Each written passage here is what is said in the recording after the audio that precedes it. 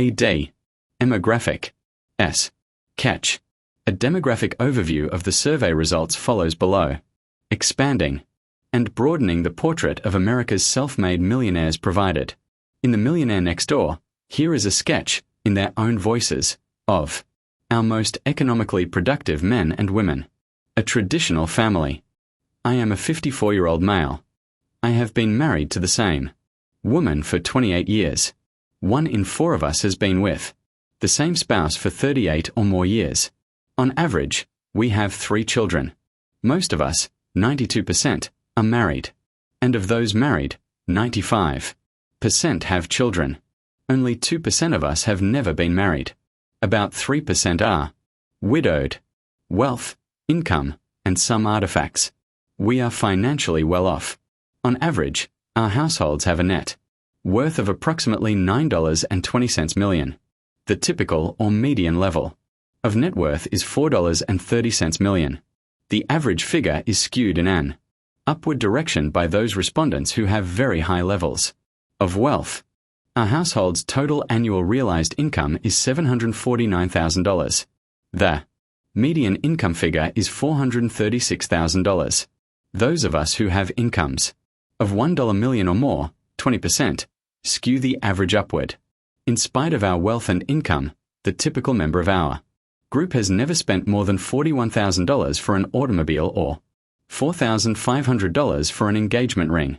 Neither our spouses nor we have ever spent more than $38, including tip, for a haircut. Fully 1 in 4 of us has never spent more than $24 for a haircut, $340,000 for a home, $30,900 for a motor vehicle, or $1,500 for an engagement ring. Some of us, about 7% of those who are married, did not have to purchase an engagement ring.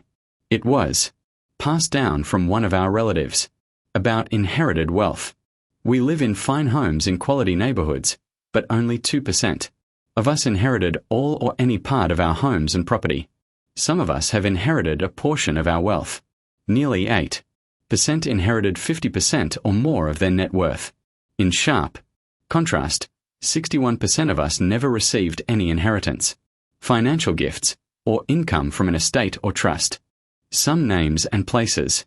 We can be found in more than 2,000 well-established older neighborhoods in towns and cities with such names as Shawnee Mission, Kansas 66208, New Canaan, Connecticut 06840, Richmond, Virginia 23224, Pittsburgh, Pennsylvania 15238, Fort Worth, Texas 76107, Kenilworth, Illinois 60043, Columbus, Ohio 43209, Atlanta, Georgia 30327, Summit, New Jersey 07901, Englewood, Colorado 80110, and Tulsa, Oklahoma 74,137. Home style. Nearly all of us, 97%, are homeowners. About 12 years ago, we purchased our current home for an average price of $558,718. The median price was $435,000. We have enjoyed reasonably good appreciation on our home. On average, it is currently worth $1,381,729. The current median value is approximately $750,000. Thus, we have benefited financially and added to our net worth by the appreciation of our homes. In spite of the high value of our homes, we generally have small, outstanding mortgage balances. Most of us, 61%, live in homes that are currently valued at over $1 million. But only 1 in 4, 25%, paid $1 million or more for our current homes. 1 in 10 of us purchased a home in the 3 years that followed the stock market plunge of 1987. Many of us who did were searching for a foreclosure. We live in a home that was constructed 40 years ago, median year. Fully 1 in 4 of us live in homes that were built before 1936. Only about 10% of us live in homes that were built in the past 10 years. The majority, 53%, of us have not moved in the past 10 years. Only 23% of our group has moved 2 or more times. During the same period, only a minority, 27%, of our group has ever had a home of any type built for them. We of the Millionaire Mind believe that it's better to purchase an existing home than to get into the building business. It is much less time-consuming and probably costs less to purchase homes out of existing inventory. Who among us are the least likely to have homes built for them? Attorneys. We have to wonder why they are so reluctant to build our vacations. About 1 in 3, 32%, of us are business owners or entrepreneurs. Nearly 1 in 5, 16%, are senior corporate executives. 1 in 10, 10%, of our group are attorneys. Nearly the same proportion, 9%, are physicians. The other 1/3 of our population is composed of retirees, corporate middle managers, accountants, sales professionals or new business development officers, engineers, architects, teachers, professors, and housewives. Business owners overall are the richest of our group, but senior executives are often among the ranks of multimillionaires. They account for 16% of the millionaires but for nearly 26% of the decamillionaires, those with net worths of $10 million or more. Nearly 50% of our wives do not work outside the home. Those who are employed are business owners or entrepreneurs, 7%, sales professionals, 5%, corporate middle managers, 4%, attorneys, 4%, teachers, 3%, senior corporate executives, 3%, and physicians, 2%. About 16% of wives who were employed outside the home are currently retired. About 2/3 of us who are decamillionaires report that their wives do not work outside the home. About 1/2 of those wives who do work part-time. Education. We are well educated. Fully 90% of us are college graduates. More than 1/2, 52%, hold advanced degrees. A.B. Reef. L. OK. I. NSI'd the M. Illionaire. M. IND. In addition to the demographic characteristics listed above, my survey provided the following glimpse into the millionaire mind. The chapters that follow expand this glimpse into a detailed portrait. We are financially independent, yet we tend to live a comfortable, not extravagant, lifestyle. Many of us cluster in certain upper-middle-class neighborhoods throughout America. We live in fine homes, but we have little or no debt. We tend to buy homes when many others are selling. Almost all of us are married and have children. In fact, most of us believe that having a family complements, not competes with the process of building wealth. We are self-made affluent. On average, we vacation overseas about once every 2 years. Few of us have Phi Beta Kappa keys or scored 1,400 or higher on the essay test. Most of us love our chosen vacations, or, as one of our wealthier members stated, it is not work, it is a labor of love. Few of us found it necessary to get out of bed at 3 o'clock or 4 o'clock a.m. each workday in order to accumulate wealth. Many of us play golf and/or tennis on a regular basis. In fact, there is a strong correlation between playing golf and level of net worth. We must admit that we are not into do-it-yourself tasks. Those among us who tend to have significantly less wealth than the average for our group. We became rich without compromising our integrity. In fact, we credit our integrity with significantly contributing to our success. We are not workaholics, and we spend a lot of time socializing with friends and family. When we work hard. We focus our energy to maximize the return on our efforts. We do spend time planning our investments and often consult with tax advisors. But many of us also have time to attend religious services and are active in raising funds for noble causes. We believe that it is more than just possible to balance one's financial goals with an enjoyable lifestyle. There is a positive correlation between the number of lifestyle activities that we take part in and our level of net worth. Often our lifestyle activities bring us into contact with people who eventually become clients, customers, patients, suppliers, or great friends. For many of our activities, we have found the old adage to be true. The best things in life are free, or at least reasonably priced. It doesn't cost much to attend your son or daughter's sporting event, visit a museum, or play bridge with good friends. It's much less than a trip to a casino.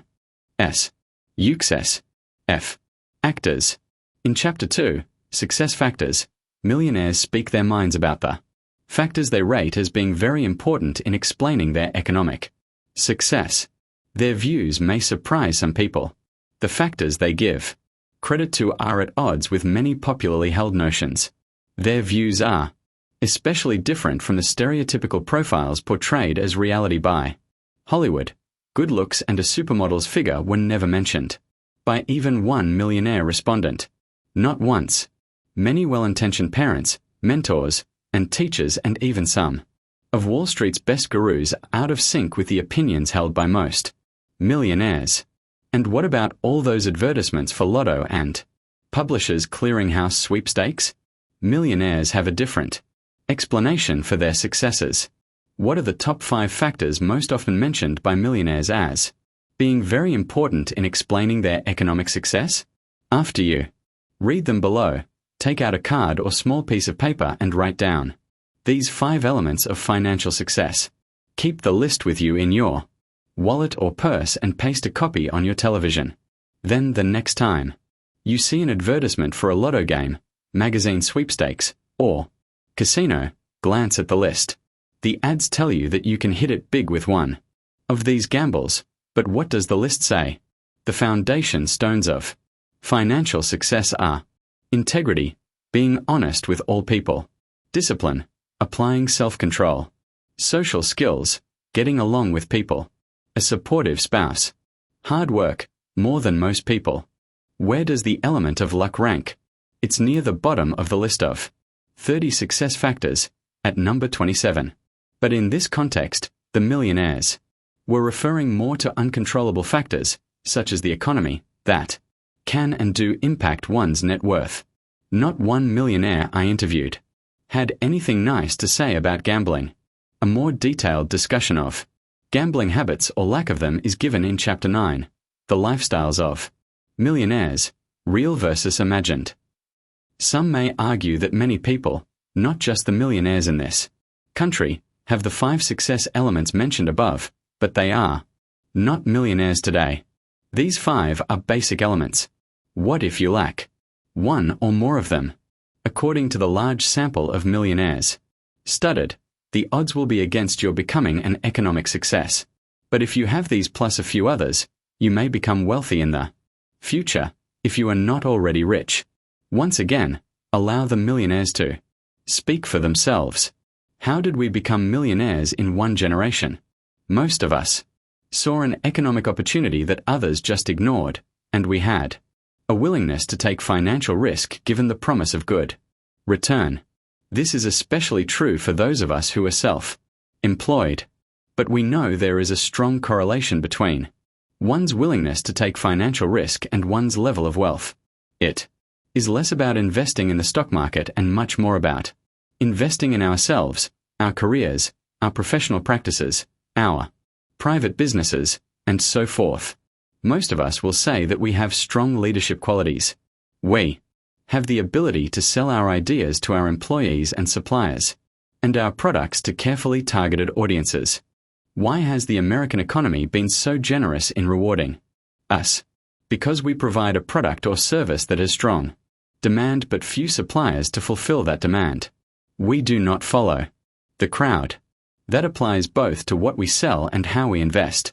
Intellectually gifted? Are millionaires intellectually gifted? Were they all Phi Beta Kappa graduates of top-rated colleges? It is a common belief that people who are intellectually gifted have high analytical intelligence.